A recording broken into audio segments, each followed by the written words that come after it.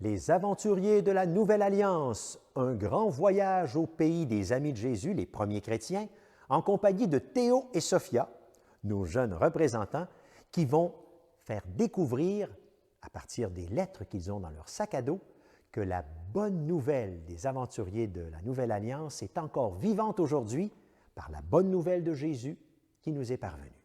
Bonjour, je suis le frère Jean Tremblay du Patro de Lévis à Lévis et de la belle et grande paroisse Saint-Joseph de Lévis. Nous en sommes à notre avant-dernière capsule des aventures de Théo et Sophia et aujourd'hui, toute une halte à l'île de Malte. C'est le titre de notre aventure. Et nous allons parler de la confiance, avoir confiance.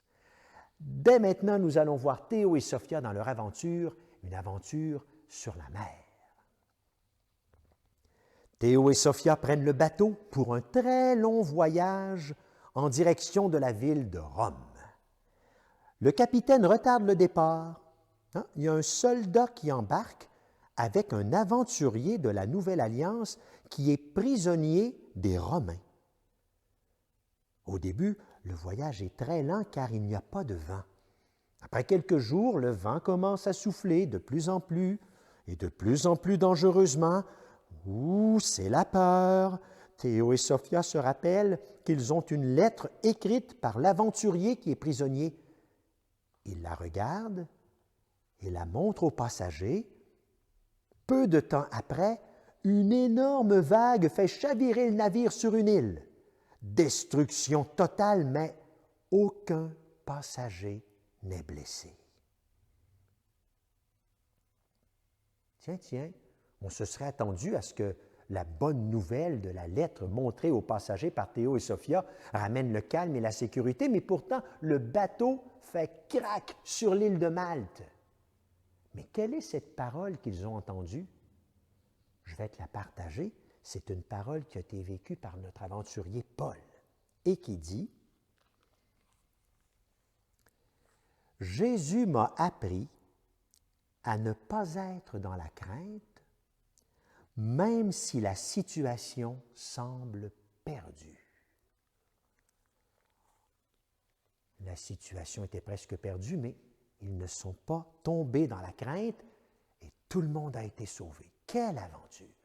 Eh bien, pour la mettre un peu plus dans notre cœur, pour chasser la crainte, voici une petite pièce de flûte toute simple pour que la parole de Dieu puisse être encore plus proche de toi.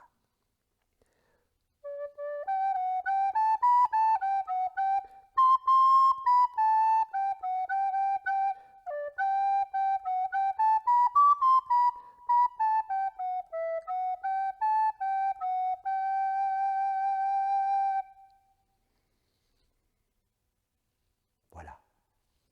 Et j'ai une question pour toi, là, ou ton petit groupe qui écoute la capsule. Comment choisir une personne fiable quand j'ai besoin d'aide?